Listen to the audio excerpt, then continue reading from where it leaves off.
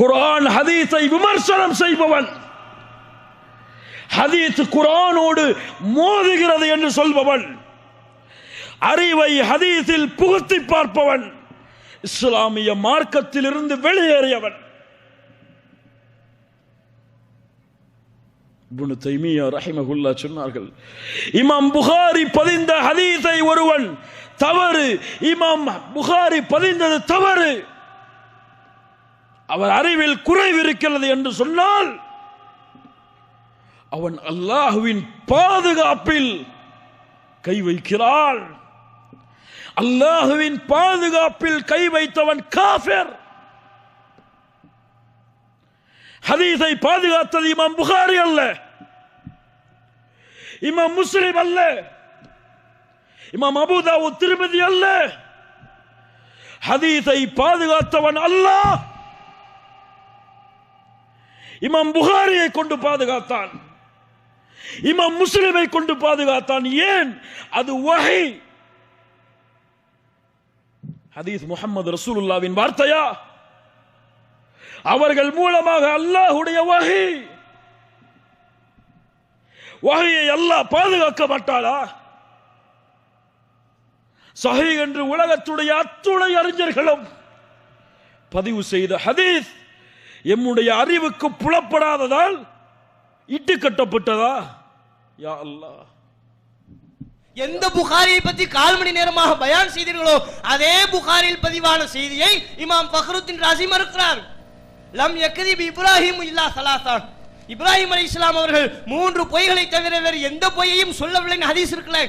புகாரியில 3357, 3358, 5084, முஸ்லிம்ல 4726, இப்படி எண்ணற்ற நூல்கள் எண்ணற்ற இலக்கத்தில் பதிவாக இருக்கிற செய்தி. இந்த செய்தியை மறுக்கிறார். எப்படி மறுக்கிறாரு? அவர் சொல்கிறார், ஹாதல் ஹதீஸு லா யம்பகி அய்யுக்பல, இந்த செய்தியை ஏற்றுக்கொள்ள முடியாது. புகாரியில் பதிவான செய்தியை தான் சொல்றார். இந்த ஹதீஸை ஏற்றுக்கொள்ள முடியாது. ஏன் ஏற்றுக்கொள்ள முடியாது? அன்ன நிஸ்பத்தல் கிதிபி இப்ராஹிம் லா தஜூஸ், இப்ராஹிம் நபி பொய் சொன்னார் என்று பொய்யை இப்ராஹிம் நபியோடு இணைப்பது சரியல்ல, அது ஜாயிஸ் அல்ல. எவ்வளவு தெளிவா புகாரில பதிவான செய்தியை மறுத்திருக்கிறாரு. இதுக்கு நீங்க என்னங்கறத சொல்லணும். இதே செய்தியினுடைய தொடர்புல இன்னும் குறிப்பிடுகிறார். அவரே கேள்வி எழுப்புறார். அப்படின்னா யாராவது கேட்டால், நீங்க புகாரில் உள்ள செய்தியை மறுக்கிறீங்களே, அறிவிப்பாளர்கள் எல்லாம் நம்பகமானவர்கள் ஆயிட்டு அந்த நம்பகமான நேர்மையான ஆட்களை எல்லாம் நீங்கள் பொய்யர் என்று சொல்ல வருகிறீர்களா என்று என்னிடத்தில் கேள்வி எழுப்பினால் ஃபகுல்து, அந்த கேள்விக்கு நான் என்ன தெரியுமா பதில் சொல்வேன்? லம்மா வகஅத் தஆருது பைன நிஸ்பத்தில் கிதிப் இலர் ராவி வ பைன நிஸ்பத்திஹி இலல் கலீல், பொய்ய இப்ராஹிம் அலைஹிஸ்ஸலாம் அவர்களோடு இணைப்பதிலையும் அறிவிப்பாளர்களோடு இணைப்பதிலையும் முரண்பாடு வருமையானால் அன்ன நிஸ்பத்தஹு இலர் ராவி அவுலா, அறிவிப்பாளர் பொய் சொன்னான்னு சொல்லிட்டு நான் போயிருவேன். இப்ராஹிம் நபியோடு அந்த பொய்யை நான் இணைக்க மாட்டேன். இந்த ஹதீஸை நான் ஏற்றுக்கொண்டால் நீ கேட்கிறாய், அறிவிப்பாளர்கள் எல்லாம் பொய்யராக்கிட்டீங்களே, வந்த பிரச்சனை இல்ல போ, அந்த குற்றச்சாட்டை நான் ஏற்றுக்கொள்வேன். ஆனால் இப்ராஹிம் நபி பொய் சொன்னார் என்கிற குற்றச்சாட்டை ஏற்றுக்கொள்ள முடியாது. இது நாங்க சொல்லல, இமாம் ராஸி அவர்கள் சொல்லுகிற செய்தி, இமாம் ராஸி அவர்கள் மறுக்கிற நிகழ்வு. இந்த ராசிக்கு நீங்க என்ன சொல்றீங்க? அது உங்க தீர்ப்பை சொல்லுங்க. பேனர் எழுதி வச்சிருக்கீங்கல்ல, ஹதீஸ்களை மறுக்கிறோம்ங்கிற ஒரு குற்றச்சாட்டை முன்வைத்து அதன் காரணத்தினால இஸ்லாத்தை விட்டு வெளியேறியவர்கள் என்று எங்களுக்கு சொல்வீர்களே, ஆனால் இமாம் ராஸிக்கு அதே வார்த்தையை சொல்லுங்க. அது என்ன அமைதி? அது என்ன இமாம்களை பத்தி பேசினா வாயை திறக்கிறது இல்ல? இன்னும் பல பற்றி இமாம் மாலிக் அவர்கள் புகாரியில் பதிவாக இருக்கிற இன்னும் ஒரு செய்தியை மறுக்கிறார். அது என்னன்னா, நபிகள் நாயகம் ஸல்லல்லாஹு அலைஹி வஸல்லம் அவங்க சொன்னதாக ஆயிஷா அவங்க அறிவிக்கிற செய்தி, மன்மாத வ அலைஹி சியாமுன் சாம அன்ஹு வலியுஹு, எவர் ஒருத்தர் தன் மீது நோன்பு கடமையாக இருக்கிற நிலையில மூத்தா போயிட்டாரு, நோன்பு கடமையா இருக்கு வைக்காமலேயே மூத்தா போயிட்டாரு அப்படின்னு சொன்னால் சாம அன்ஹு வலியுஹு, அவர் சார்பாக அவருடைய பொறுப்பாளர் அந்த நோன்பை வைக்கலாம். இறந்து போனவர் நோன்பு கடமையாக உள்ள நிலையில நோன்பு வைக்காமலேயே மூத்தா போயிட்டாரு. ஆனா அவருடைய பொறுப்புதாரி உலகத்துல துனியாவில் உசுரோடு இருக்கும் போது அவர் மரணித்து போனவருடைய சார்பா அவருக்கு கடமையான நோன்பை எல்லாம் பொறுப்பாளி வைக்கலாம். இது நபிகள் நாயகம் சொன்ன செய்தி. புகாரியில 1952, 1953 என்ற பல இலக்கத்துல பதிவாக இருக்கிறது. இந்த செய்தியை இமாம் மாலிக் அவங்க மறுக்கிறாங்க. எப்படி மறுக்கிறாங்க தெரியுமா? ஒமின் தாலிக்க அன்ன மாலிகன் அஹ்மல இஅ்திபார ஹதீஸி மன்மாத வ அலைஹி ஸௌமுன் சாம அன்ஹு வலியுஹு, இந்த செய்தியினுடைய கவனிப்பை இமாம் மாலிக் அவர்கள் விட்டு விடுகிறார்கள். இதை கவனிக்கல, இந்த செய்தியை ஏற்றுக்கொள்ளவில்லை. ஏன் ஏற்றுக்கொள்ளவில்லை? தொடர்ச்சியில் குறிப்பிடுகிறார், லி முனாஃபாத்திஹி லில் அஸ்லில் குர்ஆனியில் குல்லி, ஒட்டுமொத்த குர்ஆனின் அடிப்படைக்கு இது முரண்பாடாக இருக்கிற காரணத்தினால், குர்ஆனின் ஒட்டுமொத்த அடிப்படைக்கு இது முரணா இருக்கு. என்ன குர்ஆனினுடைய ஒட்டுமொத்த அடிப்படை? அன்லா தஸிரு வாஸிரத்தும் விஸ்ர உக்ரா, மற்ற ஒருவருடைய பாவச்சுமையை இன்னொருவர் சுமக்க மாட்டார்.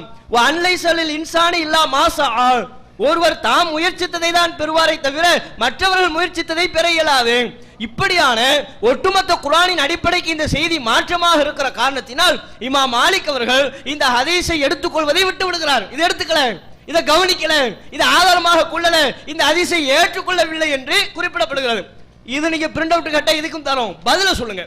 அதே போல எதிர்த்தரப்பினர்கள் எப்படிப்பட்ட ஆட்கள் சொன்னா, மூச்சுக்கு 300 தடவை இமாம்கள், சங்கை மிகு இமாம்கள், கண்ணியத்திற்குரிய இமாம்கள்னு சொல்லுவாங்க. விவாதத்துல அவங்க ஏற்றுக்கொண்ட இமாம்களே அவங்களுடைய நிலைப்பாட்டுக்கு மாற்றமாக இருக்கிறாங்கிறதுக்குரிய ஆதாரத்தை சொல்லிட்டோம் வைங்க, கப்புச்சிப்பு. யார் யாது ஷாஃபின்னு கட்டுவாங்க, ஷாஃபி ஷாஃபி என்று வெளியில பயான் பண்ணுவாங்க. எப்ப நீ சொல்லுகிற நிலைப்பாட்டுக்கு மாத்தமா இமாம் ஷாஃபி சொல்லியிருக்கிறாரு, நீ சொல்லுகிற பல்வேறு விதமான அனாச்சாரங்களை எல்லாம் ஷாஃபி இமாம் எதிர்த்திருக்கிறாருன்னு ஒரு ஆதாரங்கள் அள்ளி போட்டோம்னா, ஷாஃபியா அவர் யாரு, எந்த ஊருக்காரர் அவரு, முன்ன கேள்விப்படாத பேருமா, இப்படி இமாம்களையே அம்போன்னு விடக்கூடிய குறிப்பு. அதனாலதான் இமாம்கள் குறித்து இன்னும் பதில் வரல. கூடுதலாக சஹாபாக்கள் அவர்களுடைய பட்டியலையும் உங்களுக்கு தருகிறோம். எப்படின்னு சொன்ன, புகாரியில 5529வது இலக்கத்தில் பதிவாக இருக்கிறது ஒரு செய்தி. அந்த செய்தி என்னன்னு சொன்னால், நபிகள் நாயகம் ஸல்லல்லாஹு அலைஹி வஸல்லம் அவங்க நாட்டு கழுதையை ஹராம் ஆக்கி இருக்கிறாங்க, சாப்பிடக்கூடாதுன்னு சொல்றாங்க. அதை பத்தி சொல்லப்படுகிறது. அதை பத்தி அல் ஹக்கம் பின் அம்ர் அல் கிஃபார் என்கிற நபி தோழர் சொல்கிறார், நாட்டு கழுதையை ரசூலுல்லாஹ் சாப்பிடக்கூடாதுன்னு சொல்லியிருக்கிறாங்களே, அதை பற்றி மக்கள் எல்லாம் அறிவிக்கிறார்களே, ஹக்கம் பின் அல் அம்ர் அல் கிஃபாரி கூட இதை சொல்றாரு என்று பேசிக் கொண்டிருக்கும் போது ஜாபிர் பின் ஸைத் அவர் தான் சொல்றாரு, ஆமா சொல்றாங்க, ஹக்கம் பின் அம்ர் அல் கிஃபாரி என்பவர் கூட நபிகள் நாயகம் சொன்னதாக இந்த செய்தியை சொல்றார். நாட்டு கழுதை அது சாப்பிடக்கூடாது, அது ஹராம் என்று நபிகள் நாயகம் சொன்னதாக ஹக்கம்லாம் சொன்னாரு. வலாக்கின் அபாதாக்கல் பஹர், கல்வி கடல் யாரு, இப்னு அப்பாஸ், கல்வி கடல் இப்னு அப்பாஸ் இந்த செய்தியை மறுக்கிறார். ரசூலுல்லாஹ் சொன்னதாக சொல்லப்பட்டதற்கு பிறகும் கூட கல்வி கடல் இப்னு அப்பாஸ் இந்த செய்தியை மறுக்கிறார். வேறு வாசகமே இல்லை. வலாக்கின் அபாதாக்கல் பஹர் இப்னு அப்பாஸ், கல்வி கடல் இப்னு அப்பாஸ் இந்த செய்தியை மறுக்கிறார். எப்படி மறுக்கிறார், எந்த அடிப்படையில் மறுக்கிறார்? வகால வகரஅ குல்லா அஜிது ஃபீமா ஊஹிய இலைய முஹர்ரமன், குர்ஆன் வசனத்தை ஓதுறார். நபிகள் நாயகம் ஸல்லல்லாஹு அலைஹி வஸல்லம் உங்களுக்கு அல்லாஹ் சொல்லுகிறான், குல் நபியே நீங்க சொல்லுங்க, லா அஜிது ஃபீமா ஊஹிய இலைய முஹர்ரமன், எனக்கு வஹியாக அறிவிக்கப்பட்ட இறை செய்தியாக அறிவிக்கப்பட்டவற்றில் தடை செய்யப்பட்டதாக இன்னவைகளைத்தான் காண்கிறேன், இதை தாண்டி வேற எதையும் நான் தடை செய்யப்பட்டதாக பார்க்கவில்லை அப்படின்னு பல பட்டியல் குர்ஆன் வசனத்தில் வருது. அந்த வசனத்தை சொல்லிட்டு அதுல நாட்டுக்கழுத வரலையே, குர்ஆன் வசனத்தை இப்னு அப்பாஸ் ரலியல்லாஹு அன்ஹு அவர்கள் ஓதுகிறார்கள். அல்லாஹ் நபிகள் நாயகத்திற்கு சொல்லும்படியாக கட்டளையிட்ட குர்ஆன் வசனத்தை ஓதி அதை அல்லாஹ் ரசூலுல்லாஹ்வுக்கு அறிவிச்சிட்டான், எது எது ஹராமி எது எது சாப்பிடக்கூடாதுன்னு.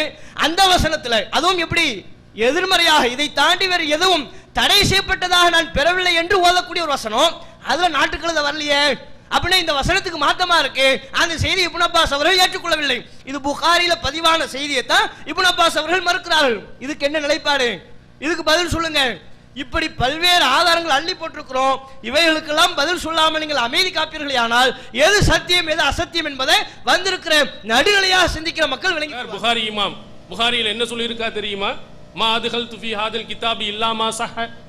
ரஹபி இமாம் அவர் சியர் ஆலாமுன் நுபலாவில் சொல்றாரு, புகாரி இமாம் எதெல்லாம் சஹீஹான ஹதீஸ் என்று இருந்ததோ அதை மட்டும்தான் பதிவு செய்ததாக புகாரி அவர்கள் பதிவு செஞ்சிருக்கிறாங்க. அப்ப புகாரியில் இருக்கக்கூடிய அத்தனை ஹதீஸும் என்னவாம்? சஹீஹான ஹதீஸு. ஹதீஸ்களை படித்திருக்காங்களா? ஃபத்துஹுல் பாரியினுடைய முன்னுரையை முகத்திமாவை எடுத்து படிக்கட்டும். இமாம் தாரகுத்னி அவர்கள் புகாரியினுடைய அறிவிப்பாளர்களை எத்தனை அறிவிப்பாளர்களை விமர்சனம் செஞ்சிருக்காரு இது சரியில்லை என்று. அப்ப அவர்கிட்ட கேட்க வேண்டியதானே? புகாரி இமாம் தனக்கு எது சரி என்று பட்டதோ அதை எழுதியிருக்காரு. அதனால அனைத்தும் சரி என்ற அர்த்தம் இல்லை. அதனால்தான் இமாம்கள் புல்கூனி அவர்கள் சொன்ன ஒரு செய்தியை சொன்னார். இமாம் மாலிகி அவர்கள் புகாரியினுடைய ஹதீஸை ஹஷாமியாவுடைய ஹதீஸை மறுத்தார் என்பதை சொன்னார். ஏன் புகாரியில சஹீ என்று வந்துவிட்டால் உடனே என்ன செய்யக்கூடாது, மறுக்கக்கூடாது என்று சொன்னால் ஏன் அவர்கள் மறுத்தாங்க? புதிய நாங்கள் மதத்தை உருவாக்கணுமா, அவங்க கொண்டு வந்தாங்களா? இது அடிப்படை விதியில் உள்ளதா இல்லையா? அப்ப நீங்கள் சொன்ன புகாரியில் இருந்தால் அனைத்தும் சஹீஹ் என்றால் அனைத்தையும் சஹீஹ் என்று இருக்கணும்.